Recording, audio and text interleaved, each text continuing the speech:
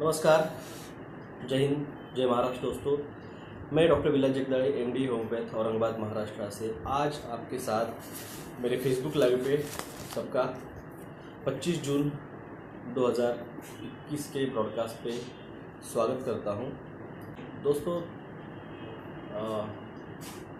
आपसे आज जो बात करने आया हूं, जैसे मैंने कल पोस्ट किया था NWO के बारे में मैं करूँगा, मगर एक न्यूज़ आज पेपर में आई और मुझे लगा उस पर मैंने बात करनी चाहिए। Sound clear? धन्यवाद पुजारी साहब, कोहली जी। गुड मॉर्निंग सिद्धि साहब। तो वो NWO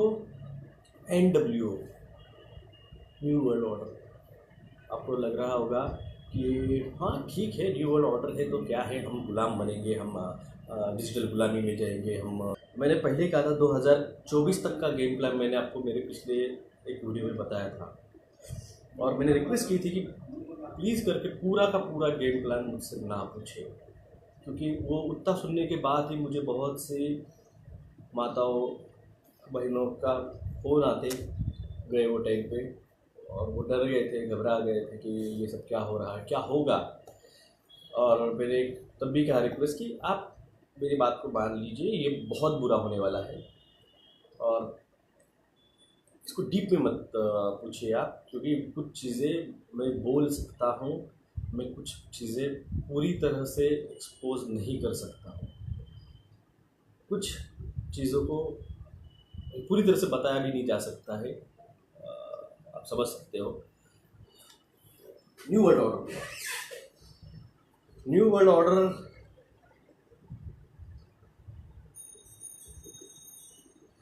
everything is synthetic, everything will be synthetic, और वो चालू हो चुकी है। आपकी जो वो क्रॉप्स आएंगे, सिंथेटिक फूड आएगा, इसका प्लांट भारत में, महाराष्ट्र में रितेश देशमुख लगा रहे हैं और उन्होंने प्रमोट भी किया है सिंथेटिक मीट। और साथ में अब हाँ, रिलायंस की बात कर रहा था मैं। रिलायंस अब सोलार इलेक्ट्रिसिटी जनरेशन में उतरने वाली है। 100 मेरे पास वो न्यूज़ नहीं है, 100 कुछ तो भी है वो न्यूज़, इलेक्ट्रिसिटी प्रोडक्शन की। गुजरात में वो प्लांट लगा रहे हैं और ये कोई ये नहीं है,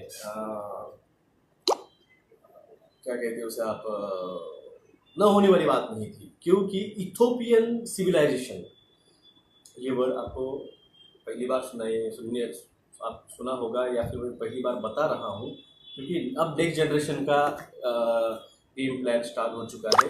तो मुझे भी आपको नेक्स्ट जनरेशन लेवल पे आपको अपग्रेड कराने के लिए मैं जो इन्फॉर्मेशन मैं आपको कहा था, मैं 25 से 30% दिया है 2021 के, अब उसको और थोड़ा सा 5% में बढ़ाता हूँ। इथोपियन सिविलाइजेशन, यूथोपियन जो है ये कंसेप्ट है, ये एक इमेजिनरी कंसेप्ट है। प्रोजेक्ट ब्लू बीम, आपको क्या लगता है प्रोजेक्ट ब्लू बीम चालू होने वाला है? नहीं, प्रोजेक्ट ब्लू बीम पिछले 1.5 साल पहले चालू हो चुका है, जब आप पे इस CGI इमेज दिखा के, कंप्यूटर जनरेटेड इमेज दिखा के, जो महामारी का जो डिज़ाइन आपको दिखाया है, वो है प्रोजेक्ट ब्लू बीम। उस तरह से उस इमेजिनरी चीज़ पे मीडिया को फोकस करवा के आप पे ये यकीन दिलाया गया कि ये इमेजिनरी चीज़ है, जो है ही नहीं, जो है वो सब कुछ 5G है। आज की रीडिंग हम देखेंगे क्या है। जब ये रीडिंग बढ़ेगी तो केसेस भी बढ़ेंगे, ये छुपा नहीं सकते हैं। इनको लगा था भारत में कोई भी नहीं है जिसको इसके बारे में पता होगा, और जो है उसको हम थोड़ा सा 19-20 करके केस स्टैंड ही नहीं होने देंगे। आज की रीडिंग है 0.19, 0.35, 0.23। ये नॉर्मल रेंज से भी नीचे जा रहा है। 0.40 इज अ नॉर्मल रेंज, वो उससे भी नीचे है आज। ये उससे भी नीचे चल रहा है, इसलिए कोई केस नहीं है आज। डिस्प्ले हाँ ठीक है 0.4 पे है, 0.5 पे है और फिर से कम हो गया है। आज एक भी केस औरंगाबाद में मिल नहीं रही है क्योंकि रीडिंग 0 चल रही है। तो इनको लगा था कि भारत में कोई है ही नहीं जो लोगों को समझाएगा कि ये 5G का इलेक्ट्रोमैग्नेटिक फ्रिक्वेंसी है जो लोगों के लंग्स को, अल्वेलाई को, ब्रोंकाई को सेलुलर लेवल पे डैमेज कर रहा है और इनका ये गेम वो सक्सेस हो जाएंगे। इनको लगा ये आएंगे और आपको जियो में बहुत बढ़िया है क्योंकि इन्होंने 10 साल पहले ही सेंट्रल बोर्ड सिस्टम में CBSE के इसमें इन्होंने जियोमो को बहुत अच्छा बताया है, इन्होंने mRNA को बहुत अच्छा बताया है और इनको लगा कि ये आएंगे और लोगों को बोलेंगे कि इसमें कोई नहीं है एफबीएस। अरे कभी MRC5 पे भी बात किया करो यार चाचा, न्यूज़ मीडिया वालों को बोलो कभी MRC5 पे भी बात कर लिया करो। एफबीएस बहुत हो चुका, एफबीएस तो है ही मगर MRC5 पे भी एक बार बात कर लिया करो। मैंने कहा विसल ब्लोअर हूँ और कोर्ट में आपको पूरा अधिकार है, मैंने आपको पहले भी कहा है आर्टिकल 21, आर्टिकल 25, आर्टिकल 18 के तहत आपको पूरा अधिकार है बात करने का, बात रखने का, जीवन जीने का और धर्म को पालन करने का। रिलीजियस एग्जम्पशन भारत को मालूम नहीं था, मैंने इंट्रोड्यूस करवाया है। कुछ लोगों ने लेटर लिखे उसके ऊपर, उनको लेटर के जवाब भी आए, फ़ोन तक आए, चीफ मिनिस्टर ऑफिस से उनको फ़ोन तक आए हैं। तो ये आपको मैं पिछले साल आपको 10 महीने से इसलिए समझा रहा था कि ये होगा, मुझे पता है। मेरी एक पोस्ट मैंने शेयर की है जो 26 जनवरी 2020 की थी, जिस पे मैंने CAA NRC का विरोध करते हुए, न्यू वर्ल्ड ऑर्डर को विरोध करते हुए, मैंडेटरी जो होने वाला था मैं जानता था, उसको विरोध करते हुए मैंने वो पोस्ट डाली थी। क्योंकि कल रात को कोई तो भी आया था एक बंदा, एजाज कुछ तो नाम था उसका, मुस्लिम था, और वो मुझ पे राइटिस्ट होने का आरोप लगाते हुए CAA पे बात करो, NRC पे बात करो कह रहा था। तो देखिए ये पेड ट्रोलर है, ये IT सेल वाले हैं जो कभी हिंदू का नाम लगा के, कभी मुस्लिम का नाम लगा के, कभी जैन का नाम लगा के, कभी माइनॉरिटी का नाम लगा के इसके ऊपर कीचड़ उछालते, उसके ऊपर कीचड़ उछालते, फिर सामने वाले गुस्सा हो जाते, फिर ये आपको मिसगाइड करना, डाइवर्ट करना, ये चीज़ें उनकी चलती रहती है। फिर भी मेरा वीडियो था, जब तक चैनल डिलीट हो चुका है, तो आपको पिछले साल 2 साल पहले 2019 में जब 2018 में जब CAA बिल आया, जिस दिन जो बिल आता है मैं उस पर उसी ज़्यादा करके उसी शाम को या फिर दूसरे दिन सुबह मैं उसको एक्सप्लेन कर देता हूँ। जैसे मैंने कृषि बिल को भी किया था, आपके एजुकेशन बिल को भी किया था, वैसे मैंने CAA और NRC को भी एक्सप्लेन किया था। CAA, NRC, NPR ये सिर्फ और सिर्फ मुस्लिम या फिर इन लोगों के, इन जाति के लिए नहीं, ये सभी भारतवासियों के लिए है। ये सभी भारतवासियों के लिए, हर आदमी को आपकी नेशनलिटी प्रूफ करनी होगी, हर किसी को। 1971 के आपके यहाँ पे आपके पिताजी के, दादाजी के बर्थ का डॉक्यूमेंट आपको देना होगा। आप बोलेंगे उसमें कौन सी बड़ी बात है?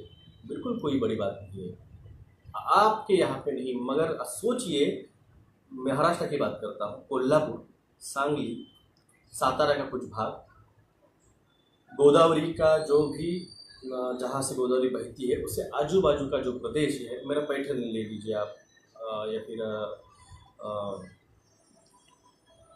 और भी जो नासिक है, जब बाढ़ आती है और पूरे घर बह जाता है तो आपका एक डॉक्यूमेंट का क्या बचेगा उसमें? तो उन लोगों का सोचिए जिनके पास आज, ठीक है आप ये छोड़िए, उन लोगों के घर के डॉक्यूमेंट तहसील तक बह जाते हैं, तहसील तक बह जाते हैं, वहाँ के तलाटी दफ्तर बह जाते हैं। कहाँ से देंगे गवर्नमेंट भी आपको डॉक्यूमेंट? गवर्नमेंट ने बिल पास कर दिया है बिना सोचे समझे। एक्चुअली गवर्नमेंट है क्या? ये है NRC, जिसको भारत में NRC नाम दिया है, CA नाम दिया है, और अमेरिका में इसको फेमा एक्ट नाम दिया है, foreign exchange ministry act, FEMA. और इसके तहत जो भी ये डॉक्यूमेंटेशन और ये प्रूफ नहीं कर पाएंगे नेशनलिटी, इन लोगों को डिटेंशन सेंटर्स में डाला जाएगा। डिटेंशन सेंटर्स आपके राज्यों में बने हैं, मैंने इस पर पहले भी वीडियो बनाया था, मैं फिर से बता रहा हूँ आपको। तो ये सब कब होगा? जब ये हो जाएगा 80%, 80 to 85% भारतवासियों को 19-20 करके ऊपर नीचे। तो जब ये लग जाएगा वह उसके बाद में एनआरसी स्टार्ट होगा। NRC, NPR, national population registration, NPR start होगा, फिर सीए लगेगा। तो आते हैं फिर से उस यूथोपियन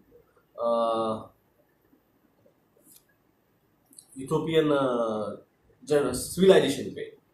यूथोपियन सिविलाइजेशन में आपका जो बेसिक पुराने एनर्जी जनरेशन जो ये थे, इलेक्ट्रिसिटी या फिर आपके रिसोर्सेस, उसको बाजू में रखते हुए, बॉयकॉट करते हुए, नेक्स्ट जनरेशंस जो रिसोर्स है जैसे इलेक्ट्रिसिटी होगी, तो सब कुछ इलेक्ट्राइज कर डालने का, आपके कुकिंग भी इलेक्ट्रिक कर डालने की, आपकी बाइक्स भी, आपकी कार्स भी इलेक्ट्रिक कर डालने की, इवन आपका जो रिसोर्स लेते हैं जैसे पेट्रोल हो गया, कोयला हो गया, इससे जो एनर्जी बनती है, जो आपकी इलेक्ट्रिसिटी है, उसको पूरी तरह से निकाल के विंड एनर्जी, थर्मल एनर्जी, आपकी सोलर एनर्जी, हाइड्रो एनर्जी जो पानी के फ्लो में जो बनती है, जो समुद्र के वेव्स लाटों से जो बनती है, या फिर हाइड्रोलिक एनर्जी, इसके ऊपर शिफ्ट होना। जब आप इन 4 न्यू सोर्स ऑफ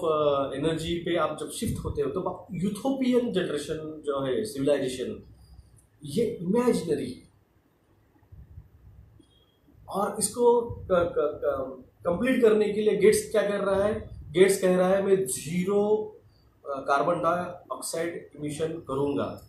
देखिए, पृथ्वी पे जो मानव जाति का यहाँ पे या फिर जो भी नेचुरल यहाँ पे जो प्राणी पंछी स्पीसीज जो बने हैं, वो बने हैं फोटोसिंथेसिस की वजह से। जो पेड़ों के ऊपर कार्बन डाइऑक्साइड वो हवा में से लेते हैं और सूरज की किरणें उस पर गिरती है, उससे जो फोटोसिंथेसिस होता है, उससे फ्रूट्स बनते हैं, उससे फल बनते हैं, उससे अनाज बनता है। तब इन सारे पक्षी, प्राणी और मानव जाति को अनाज मिला है और वो खा रहे हैं। आप सोचिए 0 कार्बन इमिशन, यानी कि अगर पूरी तरह से आप हवा में से कार्बन डाइऑक्साइड खत्म कर दोगे, तो पेड़ फोटोसिंथेसिस किस चीज से करेंगे? कंसेप्ट बहुत इंपॉर्टेंट है, आप कंसेप्ट समझिए। जाति के बेस पे राष्ट्र बनाना, धर्म के बेस पे राष्ट्र बनाना, और इजराइल बना। कल मैंने एक वीडियो शेयर किया है, इंग्लिश वीडियो है, एक चाइनीज लेडी भारत के अंदर ब्रिटिश गवर्नमेंट ने किस तरह से रेलवे को लाके और भारत को लूटा। $40 ट्रिलियन का उन्होंने भारत में लूट मचा के, जब भारत कंगाल हो चुका तब वो भारत छोड़ के चले गए और जाते जाते भारत का डिवीजन कर दिया। अगर आप आज भी देखें, अगर नॉन डिविजनल भारत अगर आप आज भी देखें, तो सब पश्चिम बंगाल कहते थे, जो आज पाकिस्तान बना है, बांग्लादेश बना है। बांग्लादेश के सीमा म्यांमार से लेके हम अफगानिस्तान तक हम थे, भारत था। तो इसके टुकड़े कर दिए, और चलो वो अलग चीज है, उससे बात नहीं करूंगा मैं। तो NW जो है, NW में एवरीथिंग विल बी सिंथेटिक। अगर आपका कार्बन डाई इमिशंस आपने खत्म कर दिया, तो लोग खाएंगे क्या? तो लोगों को खाने के लिए 3D सिंथेटिक फूड जिसे कहा जाता है, वो आ रहा है, वो आ चुका है, जिसका मैन्युफैक्चरिंग, प्लांटेशंस ये रितेश देशमुख साहब चालू करने वाले हैं, उनका प्लान चालू हो चुका है। बिल गेट्स अमेरिका में कर रहा है, यहाँ पे देशमुख साहब कर रहे हैं। तो 3D मीट आ रहा है, उसी तरह से 3D वेजिटेबल फूड भी आने वाला है। उसका एक वीडियो मैंने कल एक पिक्चर का था, पुरानी मूवी का था, मैंने वो शेयर किया है। आई थिंक 1986 की वो मूवी है, जिसमें सिंथेटिक फूड, कैबेजेस, गोभी का वो है, वो उसमें दिखा है। वो मूवी का सीन था, 1980 की मूवी है वो। देखिए, मैंने पहले ही कहा है, कुछ इमेजिनरी नहीं होता है। रोबोटिक एवेंजर एंड गेम में जो आयरन मैन ने जो उसका नैनो सूट पहना था, वो सूट की टेक्नोलॉजी कुछ दिनों में साइंटिस्ट लॉ आपको प्रेजेंट करने वाले हैं। इसकी जो न्यूज़ थी कल मैंने शेयर की थी, तो ये आयरन मैन का नैनो रोबोटिक उसका सूट वो इमेजिनरी नहीं था, उनको पता था, इसलिए उन्होंने मूवी में दिखाया है। और जब ये आपको matrix was not a movie, it was a documentary जो केंद्रीय न्यूज ने कहा था, क्योंकि एक फिर से मैंने एक कल पोस्ट शेयर की है जिसमें ह्यूमन बिकम इमॉर्टल इन 2024, वो उसका स्टेटमेंट है जिसमें ब्रेन में इन प्लग करते हुए दिखाया है। ये फोटो अगर आपको जो भी 30-35 प्लस है जिन्होंने 2001 और 2003 में आई थिंक दो में मैट्रिक्स 1, मैट्रिक्स 2, मैट्रिक्स 3 तीन पार्ट्स मूवी के आए थे, जिसमें देखा गया था कि किस तरह से प्लग इन किया जाता है। और रही बात, मैंने कल और एक पोस्ट शेयर की थी, आदमी माउंट एवरेस्ट पे गए, हजारों आदमी मानव जाति चांद पे उतरे 13 जन, 12 से 13 जन आदमी, मगर मरियाना जो ट्रेंच है समुद्र में सबसे डीप जगह, वहां पे अब तक सिर्फ 3 लोग गए हैं। क्यों? उस पर भी बात करूंगा मैं, मगर अभी नहीं, क्योंकि आपको पहले न्यू वर्ल्ड ऑर्डर तो समझो जादू, फिर वो ईटी के बारे में, एक्स्ट्रा टेरेस्ट्रियल के बारे में मैंने कहा है ना, जब वो आएंगे, जब दिखेंगे आपको यूएफओ दिखेंगे और वो सब दिखेंगे, तो फिर उनका आपको डिवीजन में बताऊंगे कौन क्या है, किस तरह से है, क्योंकि हजम नहीं होती है लोगों को, सच में बोलता हूँ आपको, यकीन ना, इतने फ़ोन आते हैं मुझे कि हजम नहीं होती है, तो यकीन नहीं होती है, हजम नहीं, यकीन नहीं होता, ये हो सकता है। तो इसलिए मैं भी ज़्यादा बताने की इसमें नहीं जाता हूँ अभी, मुझे भी रिस्ट्रिक्शन है।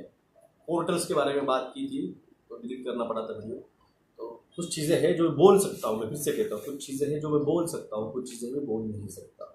उसमें से एक चीज़ है समुद्र डीप, मरियाना ट्रेंच।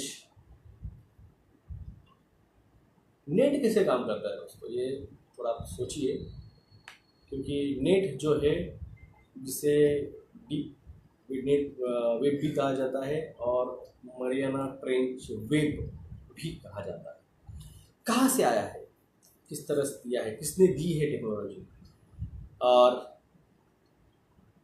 एक आया है जो कि कंसेप्ट है जो प्रेजेंट किया गया है, कुछ लोगों ने वो वीडियो देखा होगा कि आकाश में 10105077 ऐसे कुछ तो डिजिट्स दिख रहे हैं। तो जिस तरह से मैट्रिक्स में दिखाया गया था, तो ये उस तरह की भी दुनिया है क्या?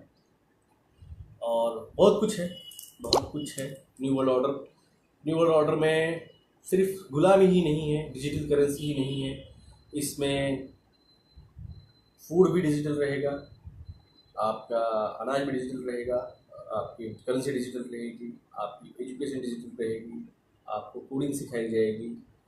और क्योंकि जो लैंग्वेज है, फास्टेस्ट लैंग्वेज अगर कोई है जो दुनिया भर में ज़्यादा से ज़्यादा समझी जाती है, वो कोडिंग यानी कंप्यूटर की जो लैंग्वेज है 101000 जो भी है वो कोडिंग है। और वो कोडिंग ही रोबोट्स चलाएगी, एआई चलाएगी। तो रोबोट्स अब हर मैंने आपको पहले ही कहा था अगस्त सितंबर में, डॉक्टर लोग आज बात नहीं करोगे, कल तुम्हारी जगह, यू आर रिप्लेसेबल। आप बात समझिए, you are not a unique one, आप कोई खास आदमी नहीं है, आप आम हो, रिप्लेस हो जाओगे और रोबोट से रिप्लेस करेंगे आप। एक डॉक्टर जो कि एक स्पेशलिस्ट है, कार्डियक स्पेशलिस्ट है, ब्रेन स्पेशलिस्ट है, नेफ्रोलॉजिस्ट है, या फिर आपकी ऑर्थो सर्जन है, डेंटिस्ट है, ऑप्थेल्मिस्ट है, ईएनटी स्पेशलिस्ट है, मगर एक रोबोट, उसको सिर्फ फीड करना है, उसको वो डाटा सिर्फ फीड करना है, वो एक रोबोट पूरा का पूरा सारे इसमें स्पेशलिस्ट बन जाएगा। तो 1000 स्पेशलिस्ट संभालने के बजाय एक डॉक्टर रोबोटिक आर्टिफिशियल इंटेलिजेंस वाला संभालना इन लोगों के लिए बुरा है। You are not a special one. Doctor लोग आप समझिए, आप इस चीज को जितना आप सपोर्ट करोगे, इस भूत का, जो इसके बदौलत आप पे नाम लेबल लटकाया गया है, डेल्टा, अल्फा, गामा, थीटा, क्या क्या है, आया है पेपर में। डेल्टा वेरिएंट 85 देशों में फैला, संक्रमण का खतरा 85 देशों में। डेल्टा वेरिएंट कहाँ से आया है? पिछले साल बताया था, जब आप लोगे वो शेड करेगा। ये उसका फिनोमिना है, नेचुरल फिनोमिना है। जो भी आप लेते हो, कोई भी बीमारी का रहो, वो शेड करता है। भारत में 4,75,000 बच्चे एक्यूट फैशल पैरालिसिस से 2 बूंद जिंदगी से पैरालाइज हुए हैं। ये आंकड़ा सरकारी है, यूनाइटेड नेशन ने छापा है।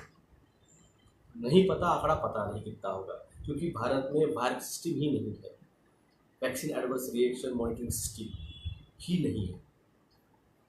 तो आप you are replaceable. Doctors, engineers, IAS officers, एक आईएएस ऑफिसर, एक आईपीएस ऑफिसर, चलो रोबोट्स लाया, एक रोबोट्स लाया और जिसको फीड कर दिया कि आपको किस तरह से गवर्नेंस करना है। यकीन नहीं आता है? जाके कोई भी आर्टिफिशियल इंटेलिजेंस की मूवी देख लीजिए, जिसमें एक मेन कंप्यूटर रहता है, वो ऑर्डर देता है और वो ऑर्डर्स बाकी के सारे फॉलो करते हैं, रोबोटिक्स, और या फिर आर्टिफिशियल इंटेलिजेंस, या फिर ह्यूमनॉइड रोबोट्स, जिसे सिंगुलैरिटी भी कहा जाता है। मैंने एक मूवी का कल सीन मैंने पोस्ट किया था, जिसमें एंड्रॉयड ह्यूमंस या सिंगुलैरिटी नाउ का जो दिखाया गया है, combination of human and robots, ये इमेजिनरी उन्होंने बनाया नहीं है, though they know how to do it, उनके पास वो टेक्नोलॉजी है। तो दोस्तों देखिए, वे सब कुछ आप जान लेंगे, डर जाओगे, इसलिए मैं बताता नहीं हूँ। मैंने पहले भी कहा है, बहुत जनों की रिक्वेस्ट आई थी, तब मैंने जाके 2024 तक का भविष्य बताया था। वो वीडियो अगर किसी के पास मे भी होगा तो प्लीज़ शेयर कर दीजिए, किसी ने डाउनलोड करके रखा होगा तो। मैं एक चीज़ पे डबल वीडियो नहीं बनाता हूँ। आप मेरे पुराने वीडियो जाके देखिए, मेरे पुराने पोस्ट जाके देखिए, आएंगे। वो जिनेवा में मीटिंग हुई थी डॉक्टर लोगों की, वो जो मीटिंग आप दिखा रहे हैं ना, जिनेवा में मीटिंग हुई और वो इससे डरे हुए हैं सब लोग, बता रहे हैं कि उसके साइड इफेक्ट, वो 2018 की मीटिंग है, वो अभी की मीटिंग नहीं है इस महामारी के टाइम की, वो 2018 की मीटिंग है, जिसमें वो सुब्रमण्यम जो है अपनी डॉक्टर इंडियन, या नाम भी पता नहीं मुझे, वो उसकी जो दिखाएगा क्लिप है ना, वो 2018 का वीडियो है, जब भारत में MRPK को लॉन्च किया जाने वाला था और तब सवाल उठने वाले थे, तब वो मीटिंग हुई थी 2018 की। वो 18 की मीटिंग है, वो अभी के टीके की मीटिंग नहीं है। आप लोगों को कहीं से कोई भी आता है, कुछ एडिट करके दिखाता है कि मैं ये नई चीज़ आपको परोस रहा हूँ, आप उसको खाते हैं।